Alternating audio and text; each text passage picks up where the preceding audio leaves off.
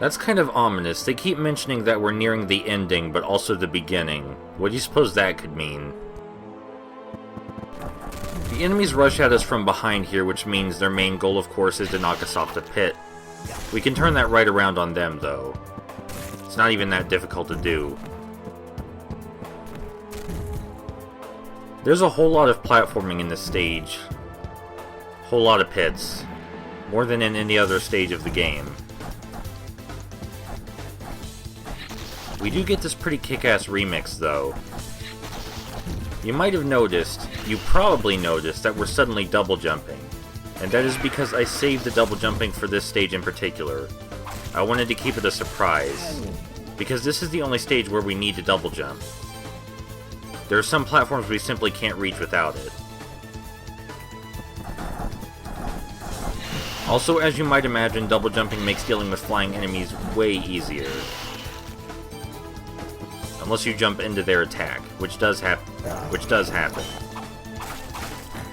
These skeletons are exactly as difficult to fight as the ones without shields.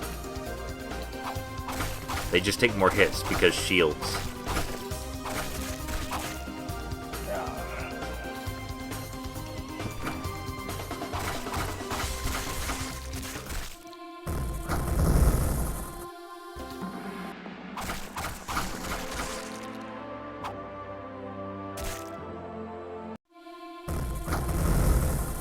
After they lose their shields, though, we can just do whatever. They're harmless again.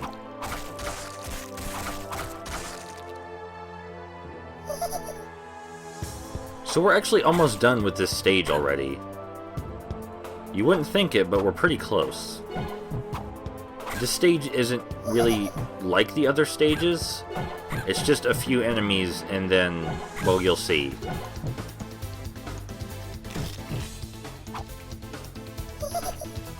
The game really tries to load us up with power-ups.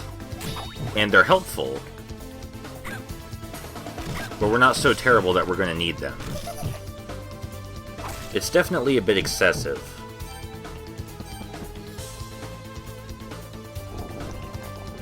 We need to get off of this immediately and never touch it again. Okay, so the rest of this stage is a boss rush. You might have seen that coming. We fight the original forms of all of the bosses, not their powered-up forms, which makes this pretty easy. The music is still really kick-ass, though.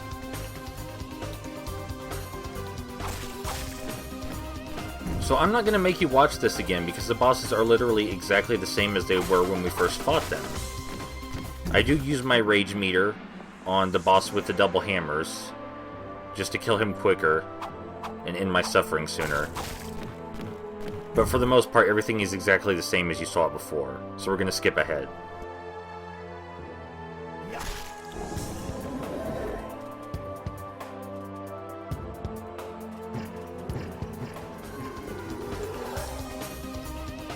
I don't mind boss rushes, but I think they might have made the boss rush a bit too easy for people who actually like beat-em-ups, and are familiar with the tropes in their design.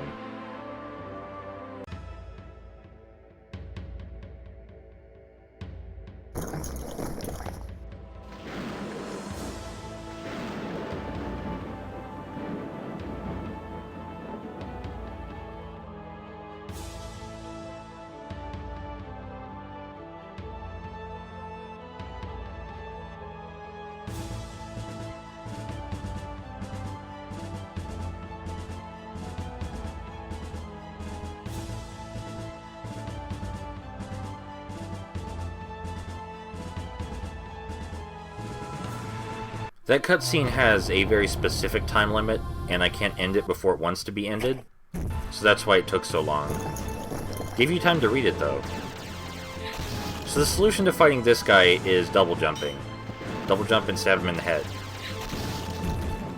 He can cast magic just like Death Adder in the original Golden Axe, but that won't do anything if we're in the air. He throws us out of the way like the Bad Brothers would if we try and tackle him if we try and tackle him head on. Embarrassingly enough, another strategy that seems to work pretty well is just to move up or down on him and then attack, like the very first boss. He's kind of not very much of a threat, is what I'm saying, and neither are the skeletons. In spite of that one that just killed me. To be fair, I was dilly-dallying, and I deserved that. So yeah, this guy's really a huge pushover. He doesn't even hurt all that much.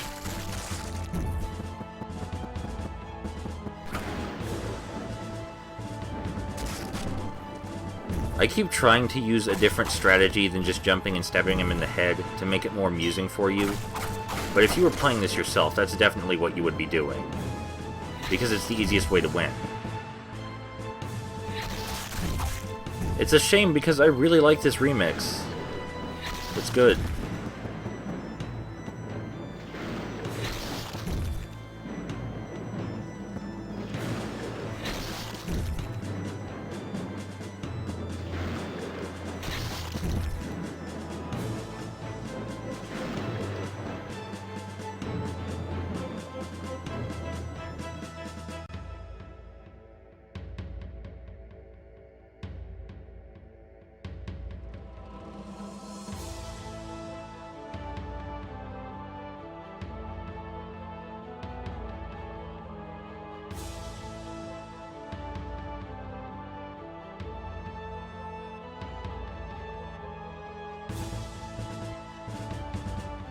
Now here's a boss fight I actually like.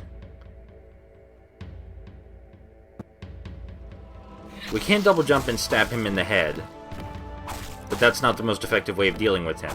The most effective way of dealing with him is attacking him head on, but after we get in 2 combos, he stomps his feet to knock us over. So we just need to time it properly. 2 combos, then we jump. We don't do what I just did at all. We don't do that. He has magic that he uses at long range. He also has magic that emulates ours that he uses whenever he wants. 2 combos, then we jump. Wow, Skeleton Man, that was pretty cool. I didn't even know you could do that. You can stop doing it now, though. I'm good. A big problem I find with this game is that although the bosses all have strategy to them, it's hard to care when you have so much life left. Like, we have plenty of lives. If we died 4 more times, we would still be fine. But we're not gonna die even 1 more time. There's that magic that emulates ours I was talking about. He just uses it whenever he feels like it. I wish it had more rhyme and reason to it, like in the original Golden Axe, where Deathbringer used it when you fell down.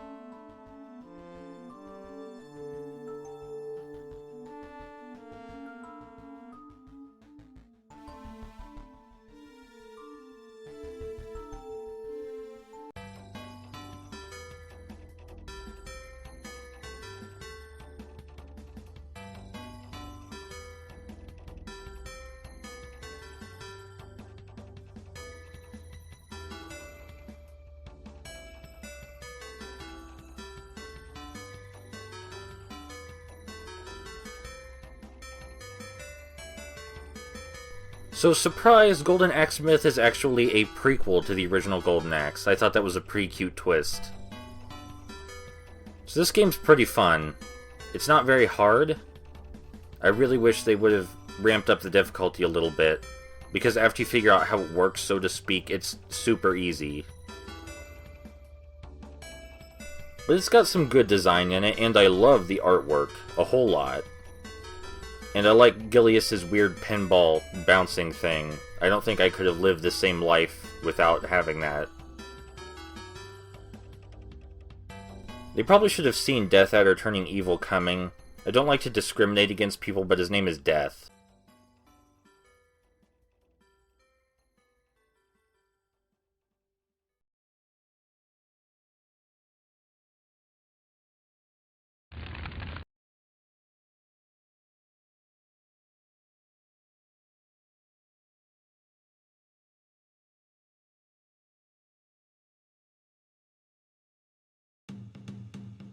Surprise, there's one more extra stage that has absolutely nothing to do with the story and is very confusing, and I don't know why it's here, but it's here.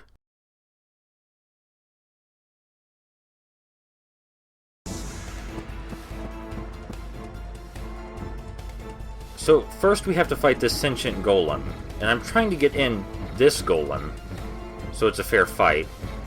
But you can see it's not working, and I'm just rubbing my body all over it, and nothing is happening.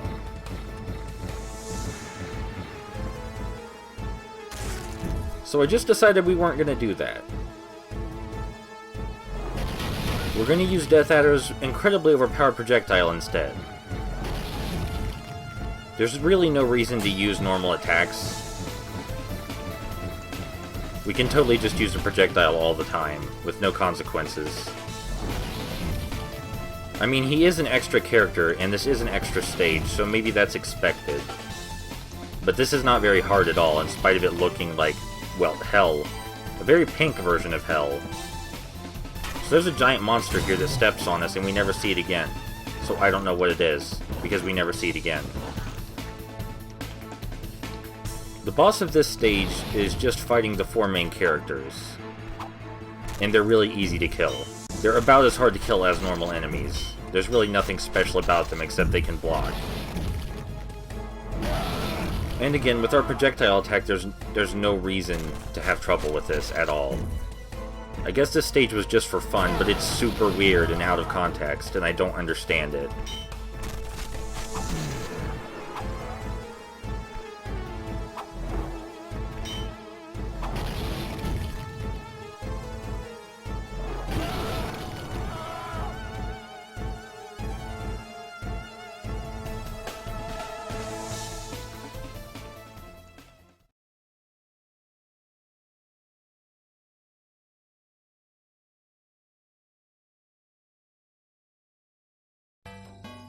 So here's the real credits, and that was Golden Axemyth. Like I said, it's fun, but it's not very hard, and I feel like they could have made the design a little more difficult for people who actually like beat-em-ups. This feels like it was mostly a nostalgia trip. Not that it doesn't have some good design, there just could have been better design.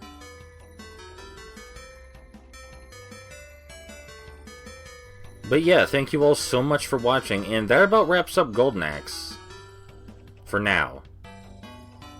See you soon!